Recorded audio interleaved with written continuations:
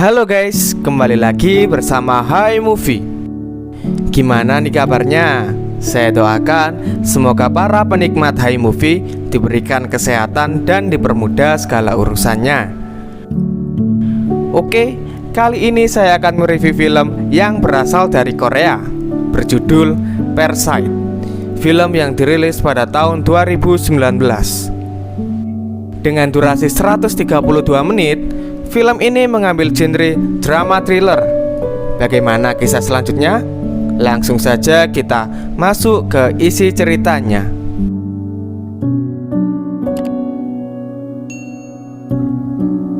Film diawali dari keluarga Kim yang terdiri dari sang ayah yang bernama Kim Ki-tae, istri yang bernama Chung So, serta memiliki dua anak yang bernama Kim Ki-wo dan Kim Ki-jung. Digambarkan dengan keluarga yang miskin. Mereka hidup di apartemen bawah tanah yang berada di daerah kumuh. Dan bahkan untuk jaringan internet saja mereka harus mencari sinyal wifi dari tetangganya. 그러면은 카톡 한번 확인해봐. 피자 시대 연락 준다 그랬거든. Hal tersebut diakibatkan mereka yang hanya mengandalkan upah dari hasil melipat kardus pizza. 저희 박스 돈부터. Scene berpindah pada saat makan malam. Keluarga Kim pun menikmati makan dari uang yang mereka dapatkan setelah seharian melipat kardus pizza. Tak lama kemudian, Min, teman dari Kim Ki-wo, datang bertamu. Min datang untuk menyerahkan sebongkah batu lanskap dari kakeknya kepada keluarga Kim. Keluarga Kim pun takjub. Mereka melihat sebongkah batu tersebut memiliki nilai estetik yang tinggi. Keluarga Kim pun sangat menghargainya. 민유가 야 이거 진짜 상징적인 거네. 아버님께 꼭 감사의 말씀을 전해드리고. Sebelum berpamitan, Min dan Ki-wo berbincang di kedai depan rumahnya. Ki-wo bercerita kepada Min bahwasanya keluarganya sedang sulit dengan persoalan ekonomi. Ia bersyukur karena keluarganya diberikan kesehatan, namun menyayangkan karena tidak ada satupun dari mereka yang memiliki pekerjaan tetap. Mendengar keadaan yang demikian, Min sangat berbelas kasihan. Ia menawarkan pekerjaan kepada Ki-wo. Dalam waktu dekat, Min akan berkuliah di luar negeri, sehingga ia memberikan kesempatan kepada Ki-wo untuk menggantikannya bekerja sebagai guru les bahasa Inggris Park Da-ye, yang merupakan anak keluarga Park yang kaya raya. Karena ia tidak berstatus sebagai mahasiswa, Min pun menyarankan untuk memalsukan dokumennya. Min juga akan memberikan rekomendasi kepada keluarga Park. Tak ingin menyia-nyiakan kesempatan, Ki-wo pun mengambil pekerjaan itu. 그럼 뭐. Pagi pun tiba. Ki-wo bergegas pergi dengan penampilan rapi ala-ala mahasiswa, dan juga tentunya membawa dokumen palsu yang sudah ia siapkan semalaman. Tak lama kemudian, Ki-wo tiba di rumah Park Da-ye. Berbanding terbalik dengan keadaan rumahnya, Ki-wo pun takjub dengan rumah yang dimiliki oleh keluarga Park. Scene berpindah kepada Ki-wo yang sedang diwawancarai oleh Chu Yoo-jung, yang merupakan ibu dari Park Da-ye. Selain memalsukan dokumennya, Ki-wo juga mengganti namanya. Ia memperkenalkan dirinya sebagai Kevin. Chu Yoo tidak terlalu tertarik dengan dokumen yang Ki-wo bawa. 풀타임으로 안 보고 싶어서 수업 어떻게 하시는지. Chu Yoo hanya melihat dari rekomendasi Min, dan pada pertemuan pertamanya ia ingin melihat cara Ki-wo mengajar secara langsung. 만약 지금 실전 수능이고 이게 첫 문제였으면 넌 시작부터 먼저 엉킨 거야. 실전은 기세야. Melihat kemampuan Ki-wo mengajar, Chu Yoo pun dibuat takjub. Chu Yoo yang awalnya curiga dengan kemampuan Ki-wo langsung mempercayainya. Sebagai guru les yang baru, Chu Yoo pun juga menjelaskan gaji yang akan ia terima, dan juga memperkenalkan Ki-wo kepada asisten rumah tangga kepercayaannya, sekaligus pengasuh Dasong, adik dari Daye. 다혜 영어 케빈 쌤이라 부르기로. 수업 중에 출출하시거나 그러면 언제든 말씀하세요.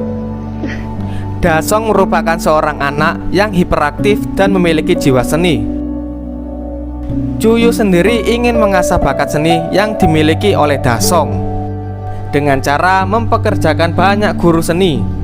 Namun, karena Dasong yang hiperaktif, tak ada satupun dari mereka yang bertahan, bahkan untuk 1 bulan saja.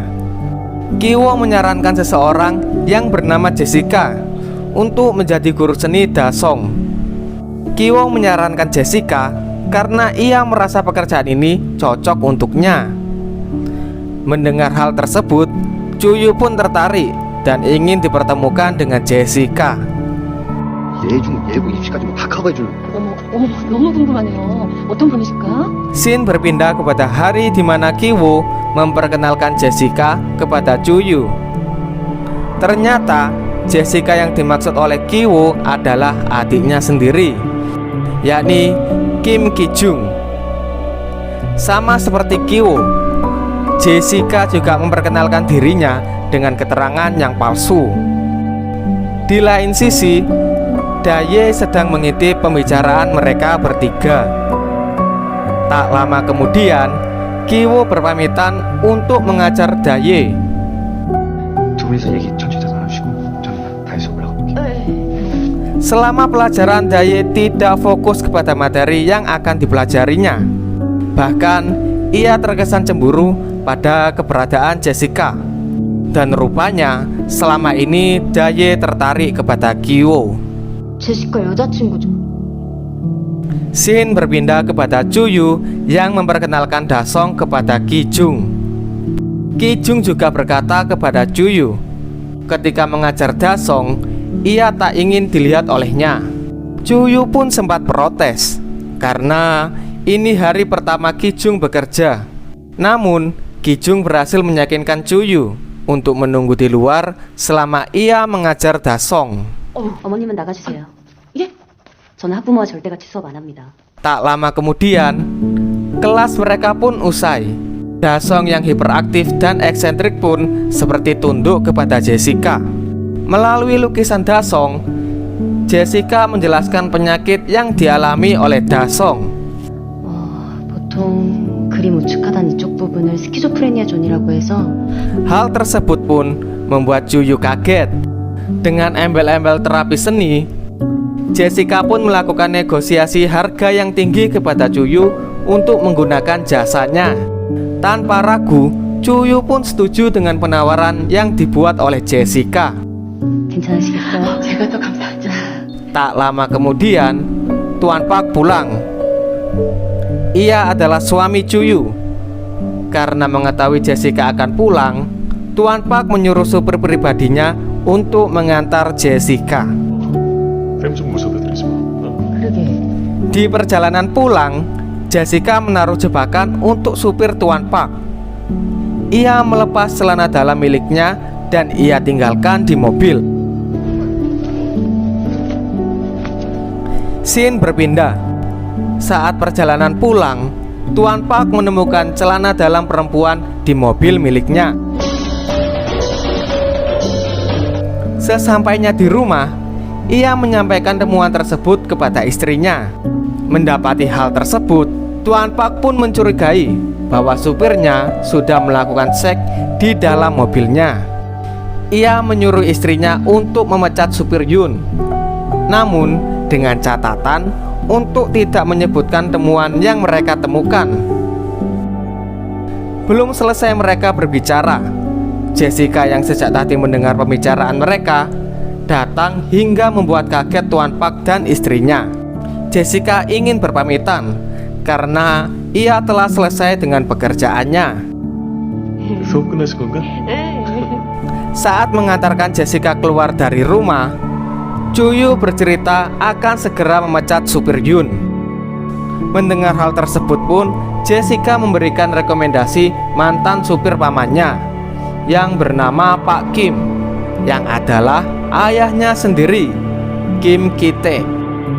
Jessica menjelaskan Walaupun Pak Kim sudah berumur, namun ia adalah seorang yang berpengalaman dan juga santun.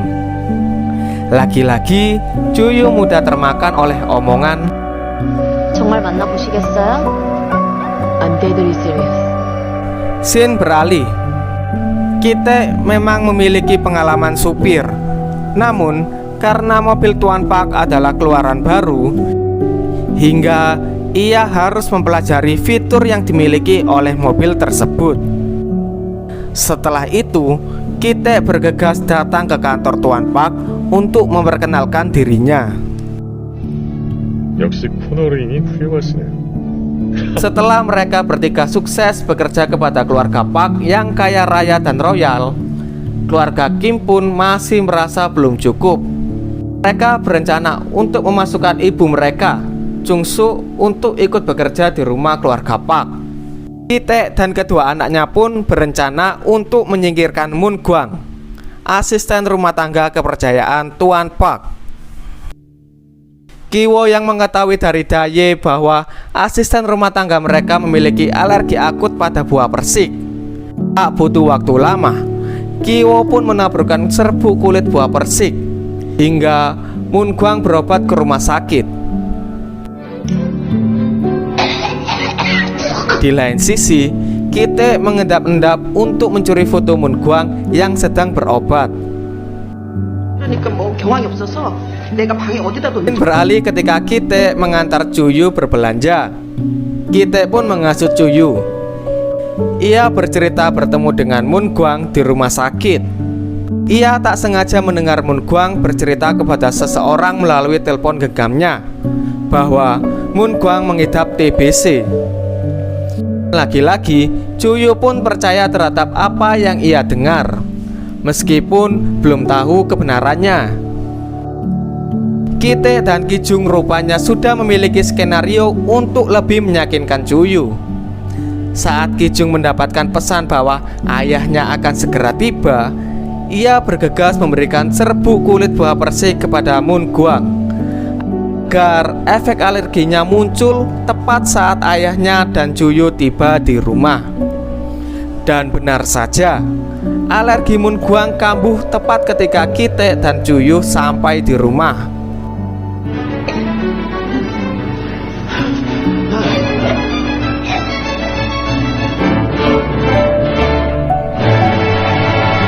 Melihat itu semua, Juyu pun percaya, dan dengan mudahnya ia memecat Moon Gwang, asisten kepercayaannya yang telah lama bekerja di rumah tersebut.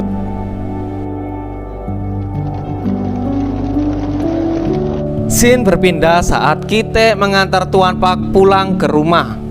Setelah beberapa minggu, Tuan Park tidak memiliki asisten rumah tangga. Ki-tae pun menyarankan Tuan Park untuk segera mencari asisten rumah tangga yang baru. Ia pun memberikan rekomendasi agensi asisten rumah tangga dengan kualitas terbaik.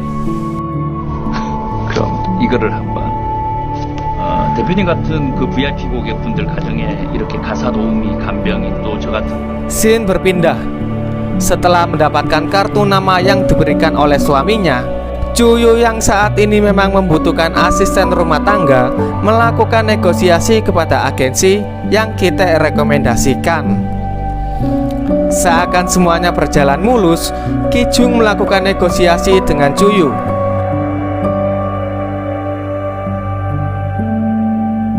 Dan tak butuh waktu lama, akhirnya seluruh keluarga Kim pun bekerja di rumah keluarga Tuan Park. Scene berpindah pada waktu di mana keluarga Tuan Park akan merayakan ulang tahun Dasong dengan cara pergi meninggalkan rumah untuk berkemah. Selama keluarga Tuan Park pergi meninggalkan rumah, keluarga Kim pun memanfaatkan keadaan. Mereka menggunakan seluruh perabotan rumah tangga keluarga Park.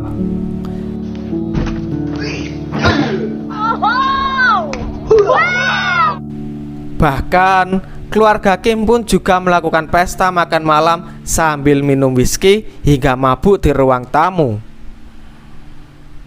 Mereka asik menikmati itu semua. Seakan-akan mereka memiliki rumah milik Tuan Pak. Tak berselang lama, tiba-tiba 뭐야? 누구야 이 시간에? 뭐냐? rupanya Moon Gwang, mantan asisten rumah tangga keluarga Pak, datang dan meminta tolong kepada Ki Jung untuk dipersilakan masuk karena ia ingin mengambil sesuatu yang ia tinggalkan di ruang basement. 제가 부엌 체험실에 제 물건을 깜빡 Jung Suk pun mempersilahkan. 같이 내려가. Merasa curiga karena Moon Gwang tak kunjung keluar dari ruang basement, Jung Sok pun datang menjemput Moon Gwang. Jung Sok pun semakin penasaran dengan apa yang Moon Gwang cari di ruang basement. Dan tiba-tiba 몇초를 굶은 거야. 여보야. rupanya selama ini Moon Gwang menyembunyikan suaminya yang bernama Gung Se di ruang basement rumah keluarga Pak. Masih shock dengan apa yang ia lihat, Moon Gwang pun menjelaskan kepada Jung Sok bahwa suaminya sudah ada di basement ini, bahkan sejak sebelum Tuan Pak tinggal di rumah ini. Jung Sok pun masih memantau ruang basement tersebut. Bahkan terdapat fasilitas toilet hingga kulkas yang bisa digunakan. Merasa tak nyaman dengan keadaan seperti ini, Jung Sok pun mengancam akan melaporkan Moon Gwang ke polisi. Dan tiba-tiba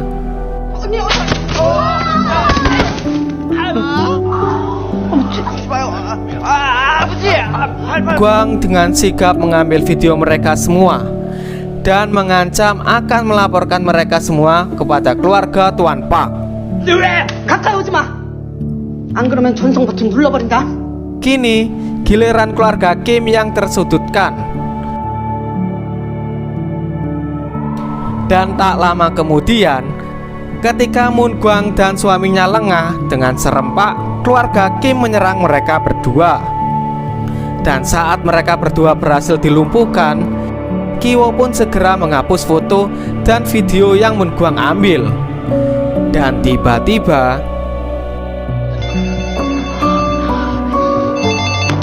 여보세요? rupanya acara kemah keluarga Pak dibatalkan karena hujan deras mengakibatkan sungai di sekitar area kemah meluap. Dan dalam 8 menit keluarga Tuan Pak akan tiba di rumah. 그럼 지금 거진 다 오신 건가요? 8분 후 도착으로 나오네, 내비에는. Keluarga Kim pun sangat panik. Jung Sok segera memasak ramen udon yang diinginkan oleh Juyu. Ki-taek, Ki-wo, dan Ki Jung membereskan rumah serta mengunci Moon Gwang dan suaminya di ruang basement. Belum sempat mereka membereskan rumah, keluarga Pak sudah tiba di rumah. Ki-taek, Ki-wo, dan Ki Jung yang belum sempat keluar dari rumah bersembunyi di bawah kolong meja keluarga Pak. Dan sepertinya mereka semua terjebak di sana. Tuan Pak dan istrinya malam ini berencana tidur di sofa ruang tamu untuk memantau Dasong yang berkemah di halaman rumahnya. 그러니까? 응? 아, 여긴 텐트가 직방으로 보이니까. 이게 속편하겠다. 그치? 다송이 보면서 자요. Dan tak lama kemudian, Tuan Pak dan istrinya pun tidur pulas di sofa tersebut. Ki-wo, Ki Jung, dan Ki-taek pun bergegas keluar dari rumah tersebut. Dan tiba-tiba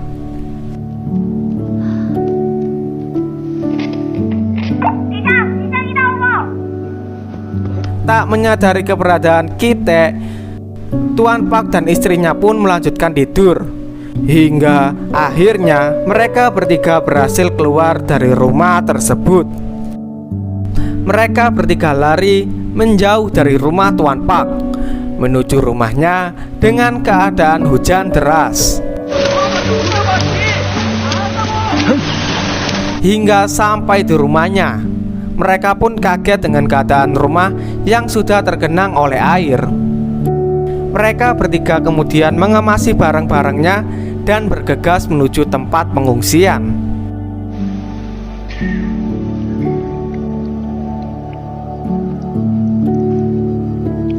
Di lain sisi, Mun Guang yang susah payah membantu melepaskan suaminya sudah tidak kuat karena benturan, hingga ia pun mati karena mengalami gegar otak.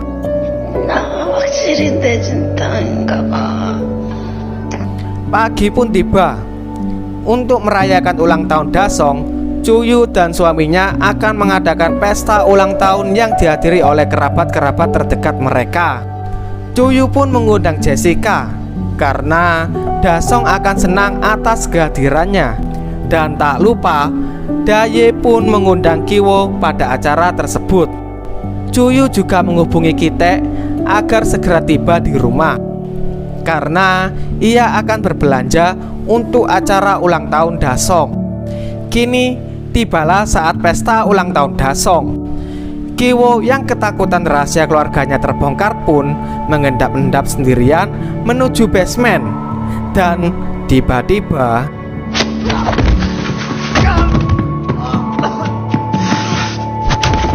tak butuh waktu lama, Kiwo pun dibuat tak berdaya oleh Gungse. Setelah itu, ia pergi keluar untuk membalaskan dendam istrinya. Dengan niatan membunuh, Gungse yang memiliki gangguan mental pun mengambil pisau. Tak lama kemudian, Gungse berlari menuju Kijung dan menusuknya. Seketika keadaan pun menjadi kacau. Gungse menyerang para tamu dengan membabi buta dan meneriaki Chungso agar segera menyerahkan dirinya. Melihat anaknya tertusuk tak berdaya, Kitek langsung menuju Kijung untuk menghentikan pendarahan. Dan Chungso pun langsung menyerang Gungse, hingga akhirnya ia berhasil membunuh Gungse. Melihat kedua anaknya sekarat, Kitek yang terus-terusan dibentak oleh Tuan Pak pun emosi. Tuan Pak seakan hanya mementingkan keluarganya sendiri tanpa melihat kedua anaknya yang sekarat. Selain itu juga, Kitek selama ini memendam amarah kepada Tuan Pak, hingga ia hilang kendali dan menusuk Tuan Pak hingga tewas. Dan seketika Kitek pun langsung melarikan diri.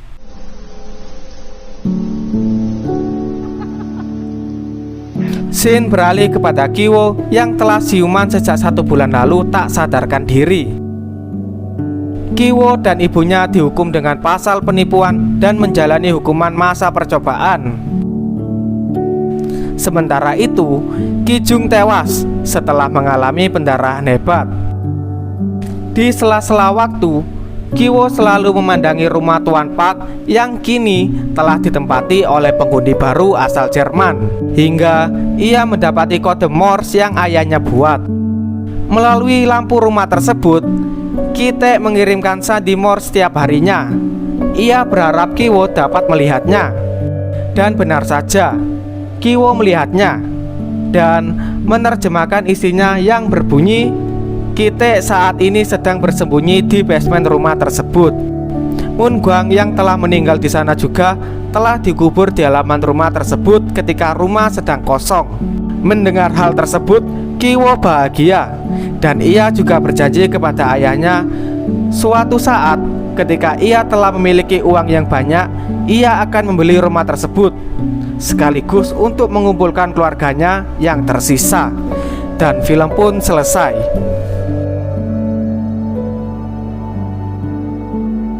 Film yang sangat menarik, mulai dari penokohan, alur cerita, hingga sinematografinya sukses membuat saya sebagai penonton terpukau. Film Parasite juga sukses menerima banyak penghargaan, dengan total penghargaan 180 dari total nominasi 299. Kalau menurut kalian gimana nih guys? Silahkan komen di bawah ya. Oke, cukup sekian alur cerita film Parasite. Saya pamit undur diri. Silakan subscribe untuk mengikuti update terbaru dari konten Hai Movie, dan tombol like jika kalian suka. Sekian, terima kasih.